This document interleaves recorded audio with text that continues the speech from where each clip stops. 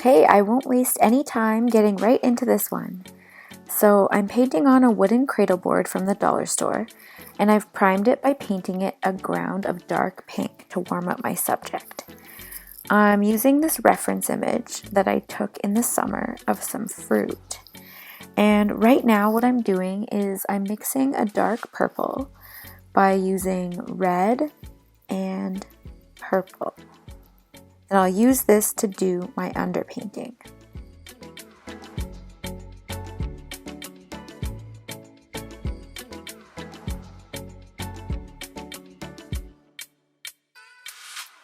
So I'm just drawing in the outline of my subject using the square edge of my brush.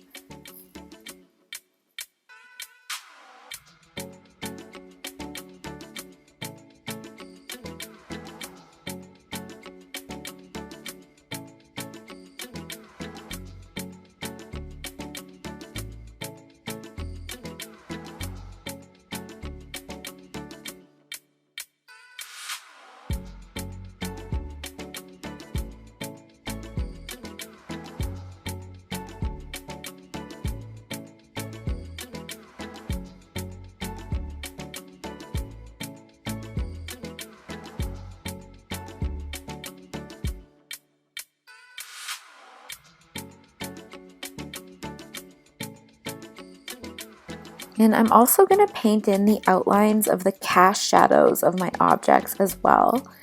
I'm going to use this video to talk about a principle of art called contrast. So more about that later.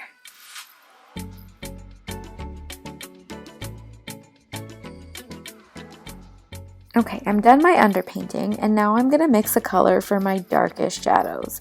So I'm using purple and burnt umber, which is a really dark brown. And I'm going to add a little bit of red as well to warm it up. So I'm really going for a warm feeling with lots of drama in the lights and shadows in this painting.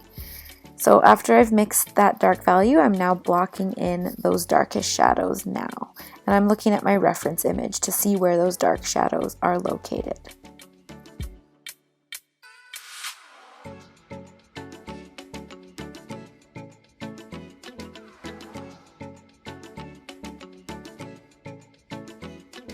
Okay, the next lightest value is really similar to the underpainting color.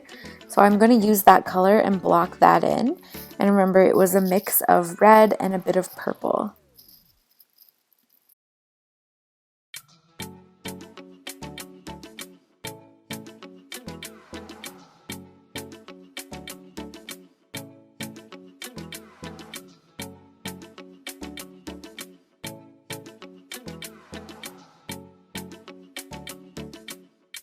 Okay, the next lightest value is a red-orange type color.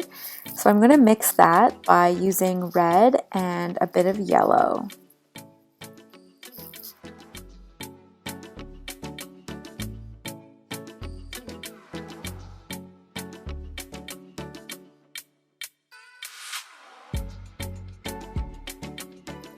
Okay, and then I will start blocking in those areas where I can see that value on my reference image.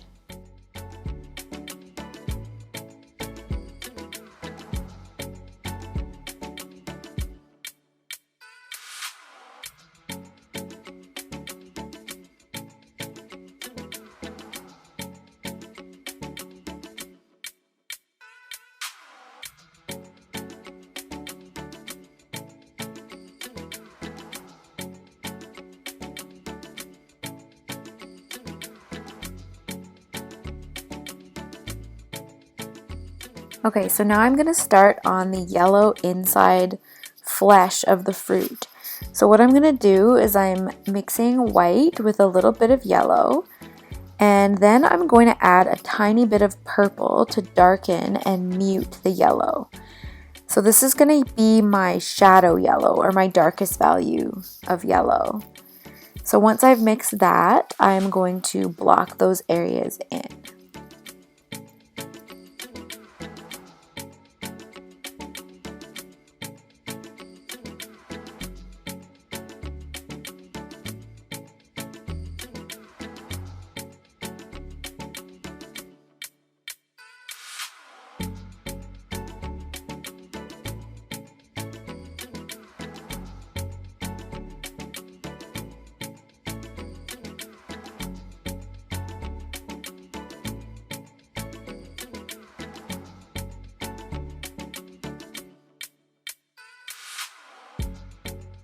Okay, so next I'm doing the mid-value yellow. It is white mixed with a bit of yellow, but no purple this time. Once I have that color mixed, I will block those areas in.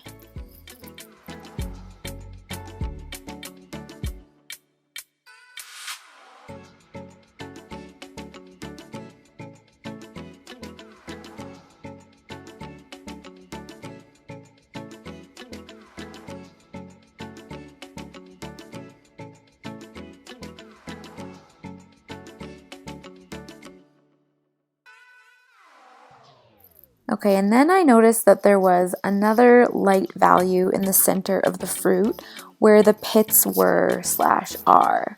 So it was kind of an orangey value, an orangey color.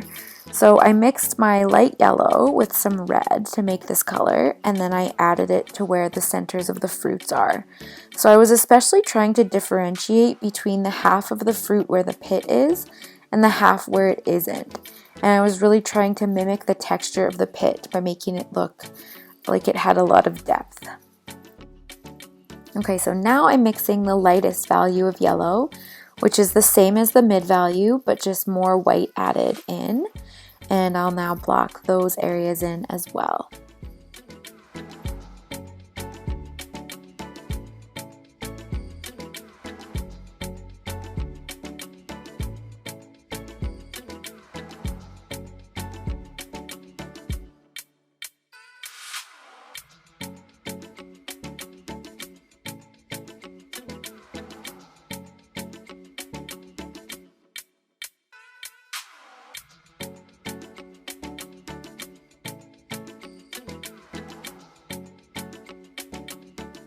Okay, so now I'm going to fill in the background, and again I'm going to carve in around the foreground images, breaking the foreground to background rule of painting.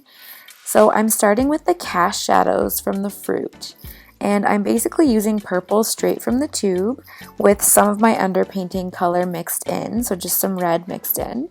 And I'm really trying to push the contrast and make it look like these fruits are super dramatically lit, like they're outside on a super sunny day. In art, contrast is when opposing elements are arranged together in one art piece. Contrast is a principle of art, as I mentioned before, which is something that makes the elements of art, like line, value, color, texture, etc., work together more effectively. When contrast is used in art, the viewer is drawn into the difference and the polarity of the images. So here I'm using opposite colors on the color wheel, purple and yellow, and very dark values next to very light values. In order to achieve this high contrast, I'm actually exaggerating how dark the shadows actually are. Okay, so I've changed out my palette for a fresh piece of parchment paper, and I'm mixing some light purple in for the rest of the background. And I'll carve around the background some more, just like I did before, but with a lighter value of purple.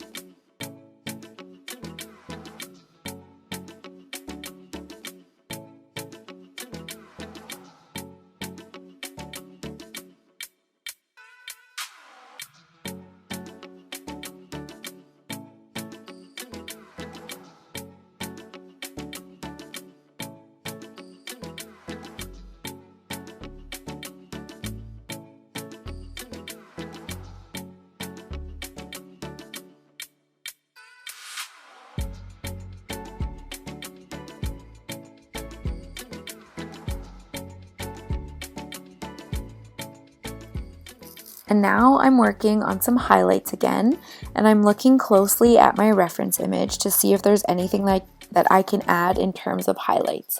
I also switched to a smaller brush, and I'm kind of fixing some things that might have been a bit too loose originally and are resulting in breaking the illusion of these being 3D objects. So for example, if the underpainting is showing through, but it's showing unevenly, then I'm going over those areas to smooth it out and make it make more sense visually.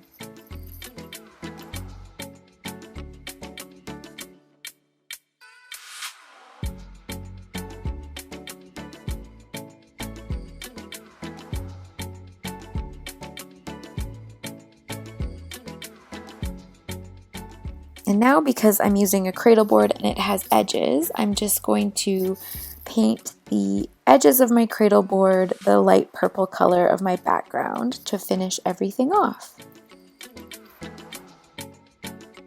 Alright, so that's about it for this little study. It took me about 1 hour, maybe a little bit more than 1 hour to paint it. And I will, in the description, write down the materials and different colors that I used when I made this.